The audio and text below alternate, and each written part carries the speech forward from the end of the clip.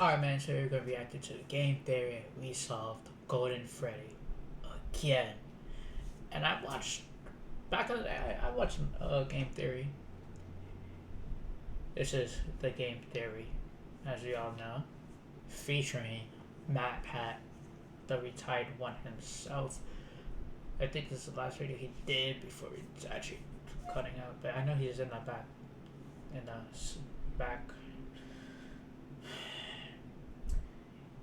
back scenes. Holy fuck, cannot say that word. But he's in the back scene just chilling, doing his thing. But yes, this happened, done this in a minute.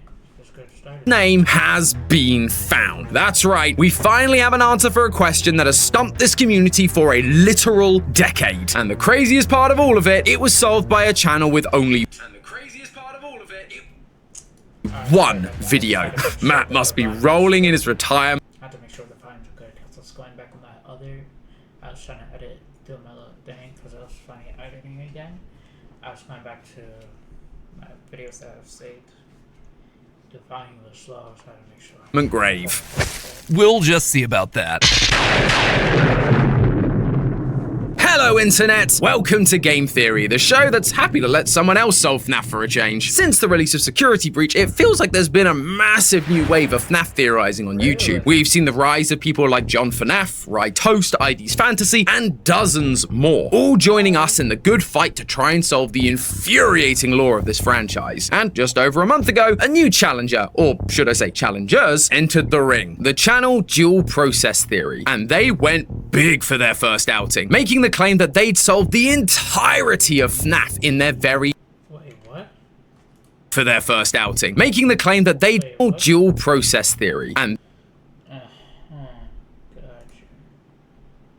they went big for their first outing, making the claim that they'd solved the entirety of FNAF in their very first video. And not only were they laying down a timeline for the whole series, they also claimed to have solved a particular mystery that has been bugging us theorists for a long time. What is the name of the crying child? After nearly 10 years, we still just call him the crying child, despite the fact that every other character in this franchise seems to get a name. Mike, Elizabeth, Charlie, even the missing children got names. So why is this kid's name left blank? Well, according to dual process theory, it's not that he doesn't have a name, it's that we just Oh, what the fuck? Why is that? Yo. That was weird as hell. Hold on. Glad to edit all of this out.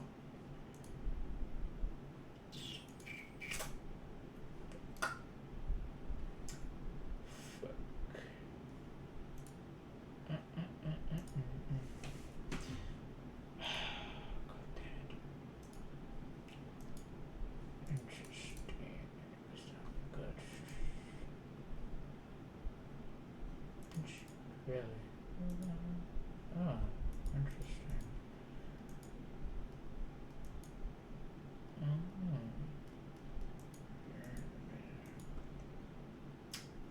Wait.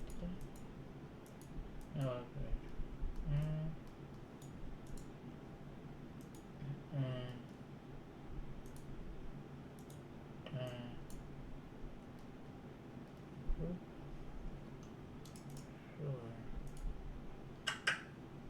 Wait, it's not one.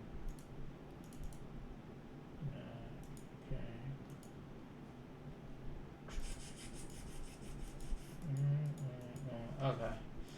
Sorry. What the fuck happened here? Yeah, I'm actually sorry, Joe.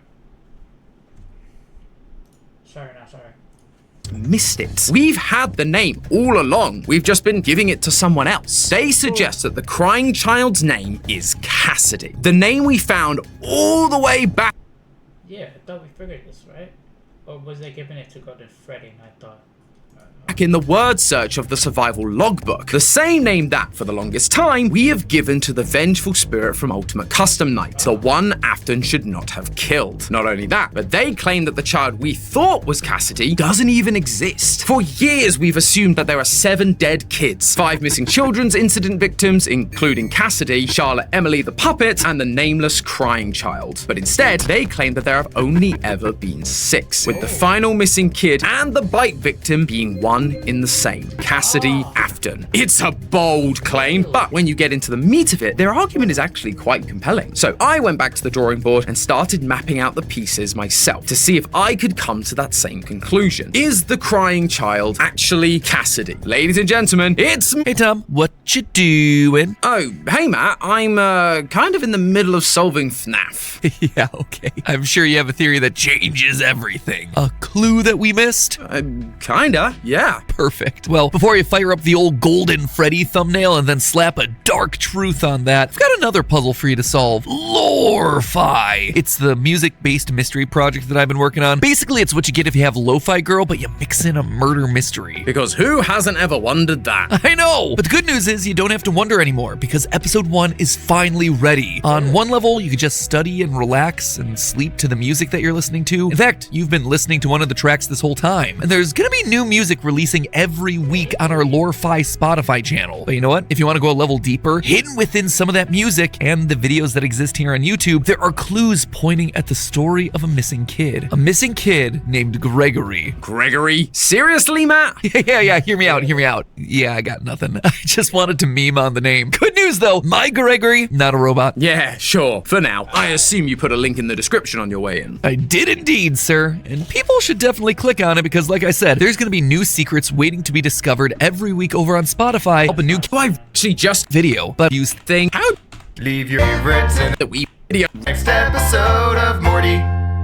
First things first, it's probably a good idea that we recap the main evidence points dual process theory has for the crying child being Cassidy. Yeah. Their video is nearly 2 hours long after all. Who has that much time? Well, except for you, considering you took over 4 hours to react to it. Look, I'm retired now. I've got nothing but time. But I think you're right. So let's quickly recap, starting with the first major point, how we got the name in the survival logbook. Now, this book has been a cornerstone of the FNAF franchise since its release. Inside, we have 3 separate people speaking to us. Michael Afton, who writes in red pen, a spirit that writes in faded text, and a third person that alters the text of the book. The faded text writes the words "my name" on a number of the pages, and on those pages there's always some sort of weird number. Take all those numbers and turn them into coordinates for the word search, and bam! You get the name Cassidy. It sounds so simple now, but I remember ripping my hair out over this at the same time you were. But the key to the whole thing was one very important usage of my name. On one of the pages, the my name appears on a gravestone, just like the gravestone missing a name from FNAF 6's ending, which, it should be remembered, released around the same time as this book. So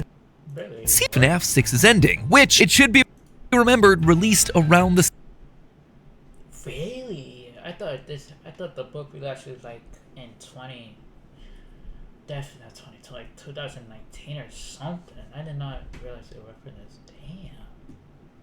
I've been watching this for 2017. Shit.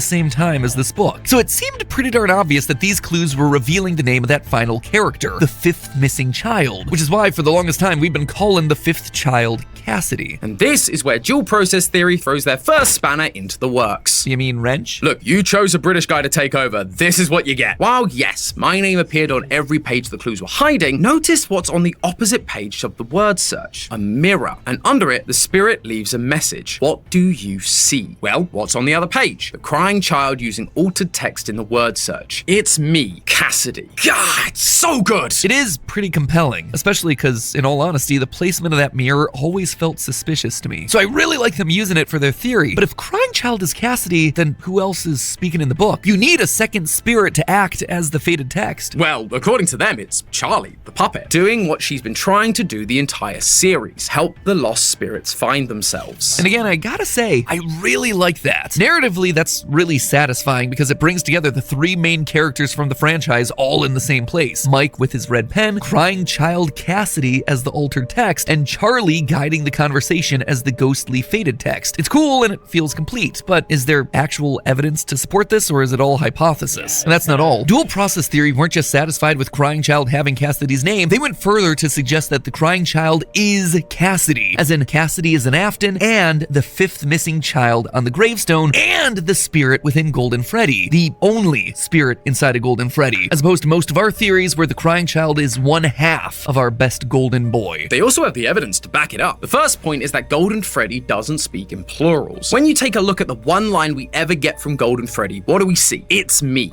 singular, implying that there's only one spirit in there. Compare that to what we see in the books. Throughout the series, there have only been 2 instances of animatronics possessed by multiple people. The first is the Stitch Wraith from the Fazbear Frights epilogues. The second is Rosie Porkchop from the Fazbear Frights story Together Forever. And while the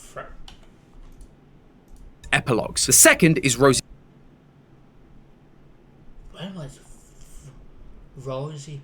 What the fuck? Hold on. What?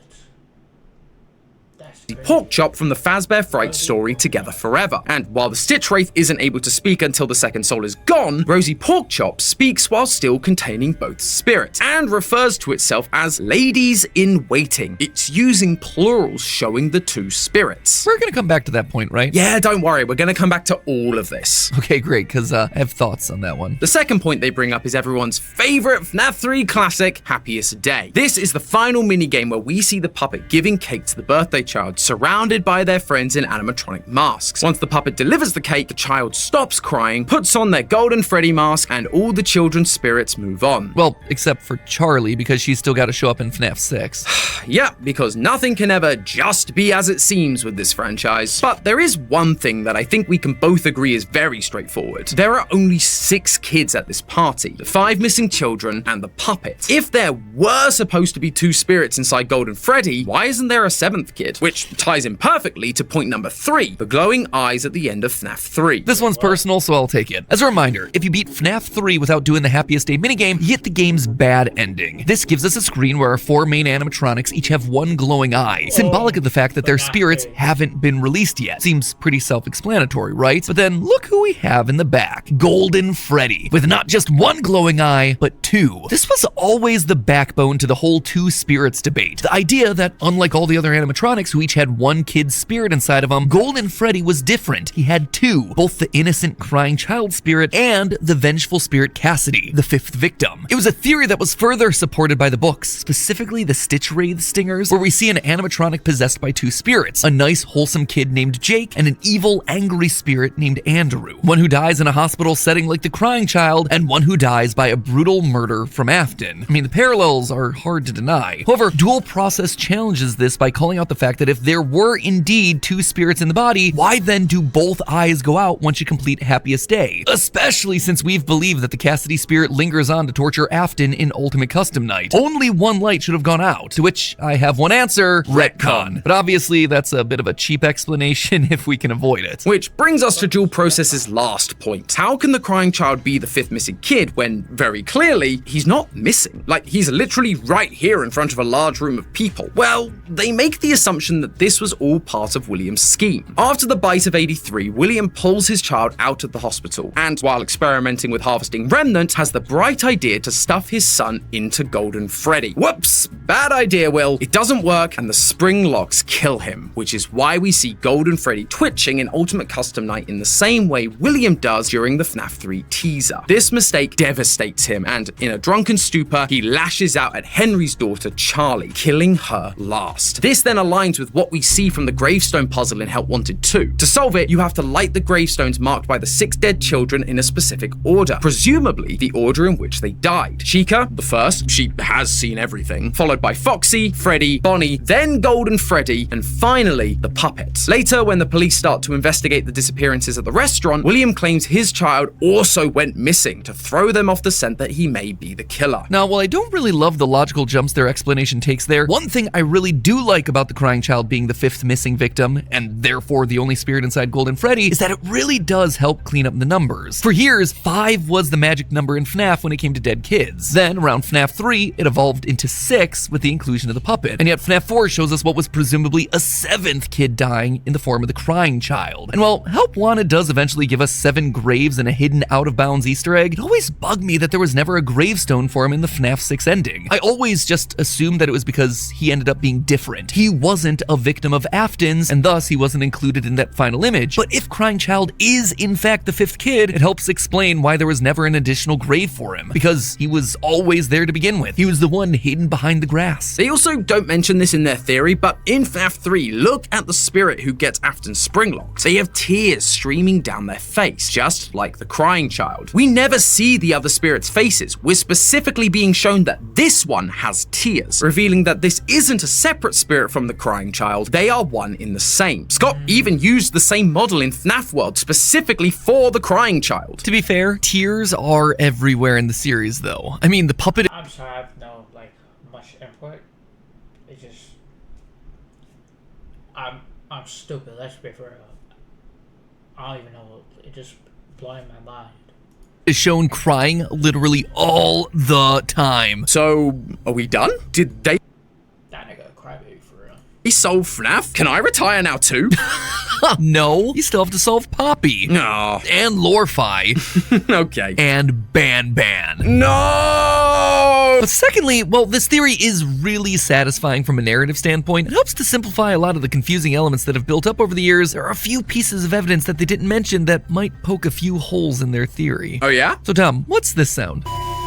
It's a flatline. And when does a flatline happen? Well, a flatline is typically shorthand to show that someone has died, usually in a hospital. Exactly. And during FNAF 4, we see things like IV bags, pills, and flowers surrounding the bed. All things that you would see in a hospital. Crying Child was in the hospital for his injuries, and then we hear a flatline right after Afton says that he's going to put his son back together. Afton leaves, represented by psychic friend Fredbear fading away, which then leaves Crying Child alone in the dark. He's lost in the darkness. He's dead. He's alone. Everything about this cutscene seems to be suggesting that he died in this hospital. Could you potentially make the argument that William pulled his son off of life support in the hospital and brought him back to an underground bunker where he's going to do experiments on him until he's able to bring him back to life, and that's why we hear a flatline here? Sure, you could make that argument, but it feels really overcomplicated just for the sake of your theory. And even still, if he did do all of that, there's a room full of people that saw Afton's son get bit. That make it pretty darn hard for Afton to convince anyone that his son went missing as part of some random killer's murdering spree. There's also that whole speaking in plurals thing I know you had thoughts on. Yes, thank you. I brought up earlier the huge number of parallels between the 2 spirits inside the Stitch Wraith in the books and the 2 spirits that are potentially inside of Golden Freddy in the games. Now, say what you will about book-based evidence, but the epilogues at the end of these things tend to be very important for storytelling. I mean, we saw that explicitly with the reveal of the Mimic. So to focus on this character of the Stitch Wraith, comprised of 2 spirits across 11 books, yeah, that feels pretty darn important. And in the Stingers, each spirit inside the Stitch Wraith speaks in the first person. So it would then make sense for one spirit inside of Golden Freddy to say, "It's me," singular. "It's me, the crying child, your brother." But let's go a level deeper. In the Stingers, the Stitch Wraith is made up of a mix of parts. Andrew, the angry one, is established to not be able to see because his part forms the body. Jake, the nice one, can see because his spirit is trapped in the head part. As such, he reports what's happening in the world back to Andrew in the body. And what do we see happening in the logbook? Well, it's a similar sort of dynamic. One spirit asks, "What do you see?" And the other one responds, "I can't see." It's a direct parallel. Even down to the Happiest Day minigame. There's a point in the Stingers when Jake is given the chance to move on and pass into the afterlife, but he chooses to linger back in order to help Andrew. Eventually, one of them moves on while the other is kept to Earth, held back by Afton. Sound familiar? It should. It once again parallels a lot of what we're seeing happen with Golden Freddy in the games. On top of that, dual process theory reminded me of this moment in FNAF 4's minigames, where the crying child is locked in the back room with a Golden Freddy costume. They pointed out the tufts of hair coming out of the suit, explaining this used to be an employee who bled out. However, in one of our old videos, you made the valuable point that this head is just sitting too low in the torso. When adults wear it, we see their heads fully out, even when they're sitting. This is something that is explicitly shown to us in places like the graphic novels, which tells us then that the person in the suit here, it's gotta be a child. Again, we see this in the books. In Fazbear Frights, we have scenes where kids reach into the Golden Freddy suit and see black curly hair sitting inside. This is a dead kid that we know was put inside of Golden Freddy. Presumably, this should be the fifth missing child. This is why Crying Child's Fredbear plushie tells him, remember what you saw. He has literally seen the deaths of other kids. Huh. You ever thought that maybe that's the answer? What do you mean? Well, is it possible that this story is actually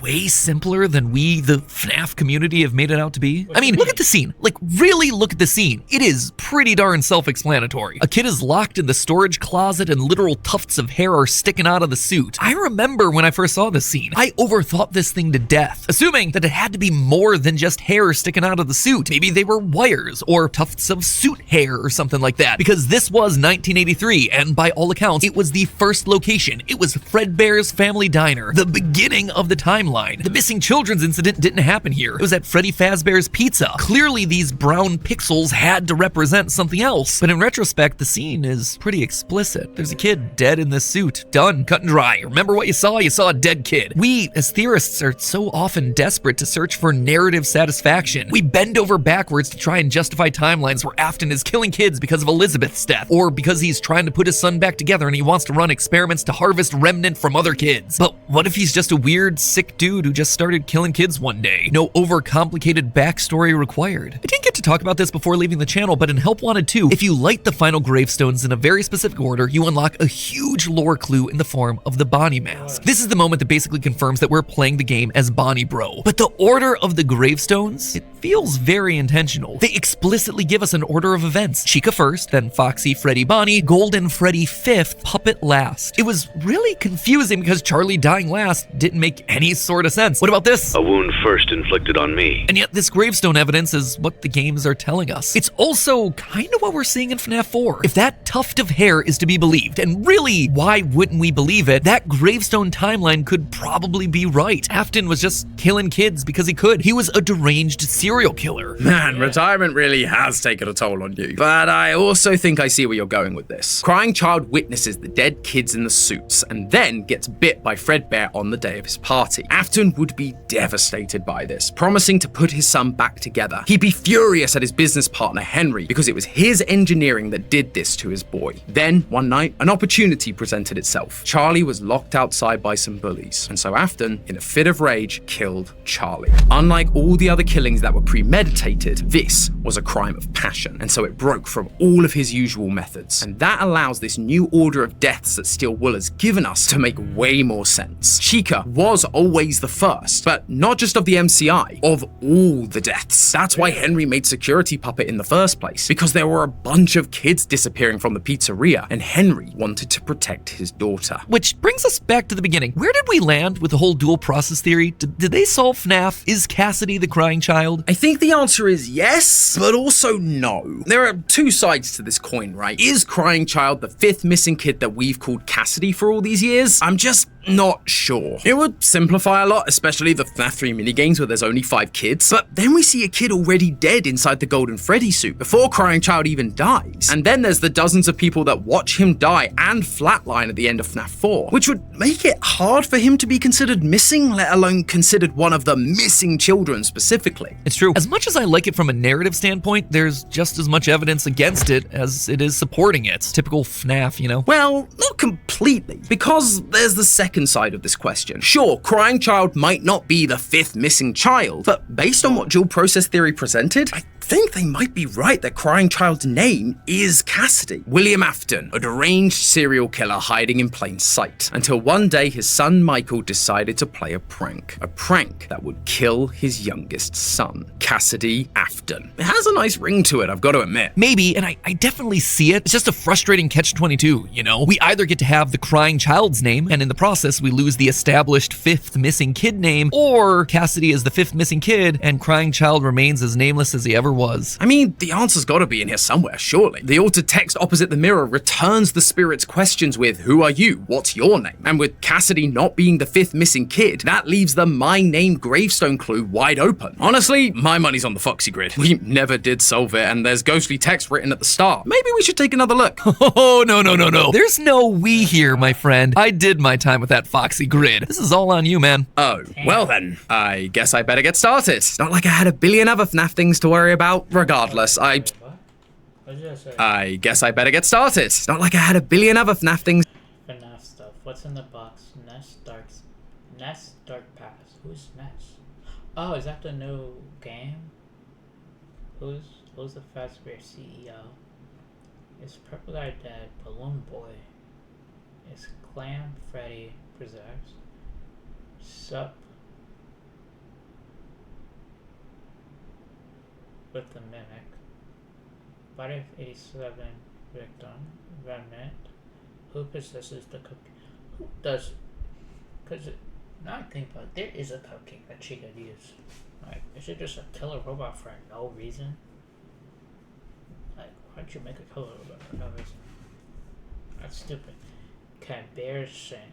Okay. Things to worry about. Regardless, I suppose I should thank you for helping me out with this episode, Matt. I know Lawfire has kept you pretty busy. Oh yeah, Lorefy. Nearly forgot that I was on here to promote that. Just got so caught up in the FNAF discussion. Anyway, I should probably get back to working on that. The team and I have worked really hard to make this project as great as it can be. And episode 1 just launched today. Project OI'd. So Over to the definitely brim with that sweet lore. You just couldn't help yourself, could you? Hey, I'm retired. I don't get to say it that much anymore. True. Do you know what else you don't get to say much anymore? But hey, that's just a theory. A game theory. Thanks for watching. Oh my goodness. On July 1st of 2024, The crying child. I forgot how to fix that. Alright, man, that's gonna be the end of this video. I'll see you guys later.